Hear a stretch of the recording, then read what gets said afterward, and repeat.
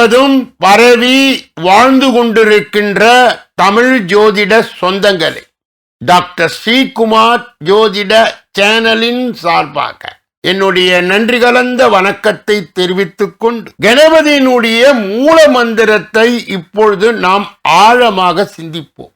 ஓம் come கணபதேய நமக என்ற இந்த மூல மந்திரத்தை யார் ஒருவர் அன்றாடம் குறைந்தபட்சம் 9 தடவை சொல்லி வருகின்றாரோ அவருடைய வாழ்க்கையிலே அவருடைய சொந்த பிரச்சனையாக இருந்தாலும் சரி அல்லது எந்த பிரச்சனையாக இருந்தாலும் சரி, தடைகள், தாமதங்கள், கஷ்டங்கள், நஷ்டங்கள், இடையூறுகள், இன்னல்கள் அனைத்தும் உங்கள் வாழ்க்கை பாதையை விட்டு விலகும் என்றால் அதிலே மாற்று கருத்து இல்லை. சிம்ம ராசியை சார்ந்தவர்களுக்கு சேர்ந்தவர்களுக்கு இந்த பிப்ரவரி மாத பலாபலன்கள் விரிவாகவும் விளக்கமாகவும் இந்த பதிவிலே சொல்லப்படுகிறது.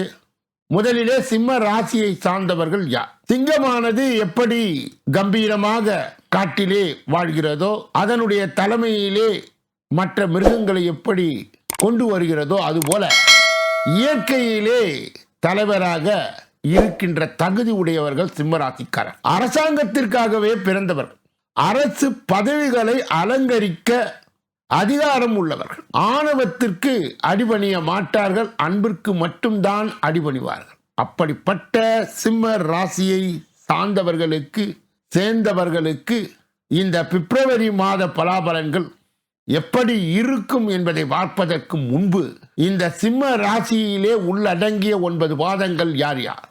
மகம் 1, 2, 3, 4 பாதங்கள், பூரம் 1, 2, 3, 4 பாதங்கள், உத்திரம் 1 என்று சொல்லப்பட்ட 9 பாதங்களை உள்ளடங்கியவர்கள் தான் சிம்ம ராசியை சார்ந்தவர்கள்.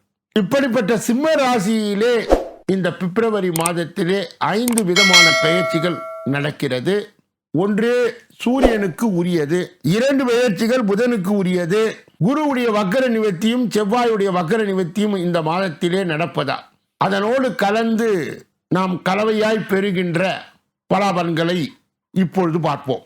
சிம்ம ராசியை சார்ந்தவர்களுக்கு சேர்ந்தவர்களுக்கு இந்த பிப்ரவரி மாத பலாபலன்கள். நீங்கள் உயர் மட்டத்தில் உள்ள மனிதனுடன் தொடர்பு வைத்திருப்பீர்கள். இந்த மாதம் ராசிநாதன் சூரியன் ரண ருண ரோகஸ்தானத்தில் புதனுடன் இணைந்து சஞ்சாரம் செய்கின்றார். தனாதிபதி புதன் சப்தமஸ்தானத்திற்கு மாற இருக்கின்றார். சுப செலவுகள் அதிகரிக்கும், பயணங்கள் மூலம் வீண் அலைச்சலும் காரிய தாமதமும் உண்டாகும். புதிய நட்புகள் கிடைக்கும், எடுத்த காரியங்கள் கைகூடும். அடுத்தவர் செயல்களுக்கு பொறுப்பேற்காமல் தவிர்ப்பது நல்லது. பணம் கொடுக்கல் வாங்கலிலே கவனம் தேவை. தொழில் ஸ்தானத்திலே இருக்கின்ற குரு இருந்தாலும் அது அவருக்கு சம வீடாகும். தொழில் வியாபாரம் சுமாராக நடக்கும். கடன் பிரச்சனைகள் கட்டுக்குள் இருக்கும். எதிர்பார்த்த லாபம் கிடைத்தாலும் செலவும் உண்டாகும். உத்தியோகத்தில் இருப்பவர்கள் அதிகம் உழைக்க வேண்டியது இருக்கும். எடுத்த காரியங்களில் இருந்து வந்த சுணக்க நிலை மாறும்.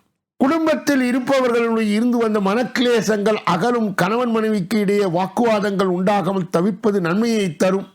பிள்ளைகளுடன் சகஜமாய் பேசி வருவது நல்லது. அவர்கள் நலனிலே அக்கறை காட்டுவீர்கள். உறவினர்கள் நண்பர்களின் ஆதரவு காரியங்களை சாதித்துக் கொள்வீர்கள். பெண்களுக்கு வீண் அலைச்சலும் காரிய தாமதமும் ஏற்படலாம். மற்றவருக்காக பொறுப்புகளை ஏற்பது தவிர்ப்பது நல்லது. சிம்ம ராசியை சார்ந்தவர்களுக்கு சேர்ந்தவர்களுக்கு குறிப்பாக கரைத்துறையிலே இருப்பவர்களுக்கு கூடுதல் பணி சுமை ஏற்க வேண்டிய மாதம் இந்த பிப்ரவரி மாதம். உங்களது கருத்துக்களை தெரிவிக்கும் போது கவனமாய் பேசுவது நல்லது. வீண் அலைச்சல் தடை தாமதம் ஏற்படலாம், கவனம் தேவை. புதிய முயற்சிகள் தள்ளி போடுவது நல்லது.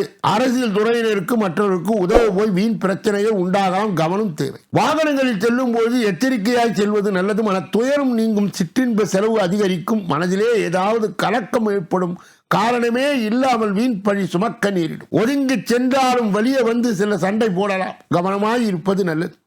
மாணவர்களுக்கு கல்வியிலே எதிர்பார்த்த முன்னேற்றம் காணப்படும், எதிர்பார்த்த உதவியும் கிடைக்கும். சிம்ம ராசியை சார்ந்தவர்களுக்கு சேர்ந்தவர்களுக்கு இந்த பிப்ரவரி மாதத்திலே குறிப்பாக மகம் நட்சத்திரத்தை உள்ளவர்களுக்கு உத்தியோகத்தில் குறிக்கோள் இன்றி வேலை செய்ய வேண்டியது இருக்கும். உத்தியோகம் தொடர்பான இடமாற்றம் உண்டாகலாம். குடும்பத்திலே எதிர்பாராத திடீர் செலவுகள் ஏற்படலாம். கணவன் மனைவிக்கு இடையே விட்டு கொடுத்து செல்வது நல்லது. பூரம் நட்சத்திரத்தை உடையவர்களுக்கு சிம்ம ராசியை சார்ந்தவர்களுக்கு இந்த பிப்ரவரி மாத பலாபலன். குடும்பத்தினுடன் பக்குவமாய் நடந்து கொள்வது நன்மையை தரும். உறவினர்கள் நண்பர்கள் வருகை இருக்கும். கோபத்தை கட்டுப்படுத்தி கொண்டு அமைதியை கடைபிடிப்பதன் மூலம் எல்லாவற்றிலும் அனுகூலம் உண்டாகும். டென்ஷனை குறைப்பது நல்லது. உத்திரம் 1ஆம் பாகத்தை உடையவர்களுக்கு, சிம்ம ராசியை சார்ந்தவர்களுக்கு, சேர்ந்தவர்களுக்கு இந்த பிப்ரவரி மாதம் எதிலும் நிதானத்தை கடைபிடிப்பது நல்லது. போட்டி பொறாமையாக எல்லா வகையிலும் நன்மை உண்டாகும். எதிலும் சாதகமான பலன் கிடைக்கும். மற்றவர்களுக்கு உதவி செய்து அதன் மூலம் நன்மதிப்பை பெறுவீர்கள். சிம்ம ராசியை சார்ந்தவர்களுக்கு, சேர்ந்தவர்களுக்கு இந்த பிப்ரவரி மாதத்திலே கடைபிடிக்கக்கூடிய பரிகார முயற்சிகள் என்னென்ன? ஞாயிற்றுக்கிழமைகளிலே சிவனை வில்வ அர்ச்சனை செய்து வணங்க எதிர்ப்புகள் விலகும். மனக்குழப்பம் நீங்கும். கடன் பிரச்சனை குறை. அதிர்ஷ்ட கிழமைகள் ஞாயிறு, செவ்வாய், வேழன். சந்திராஷ்டம தினங்கள் 2, 3 பிப்ரவரி ஆகும். அதிர்ஷ்ட தினங்கள் பிப்ரவரி 23, 24 ஆகும்.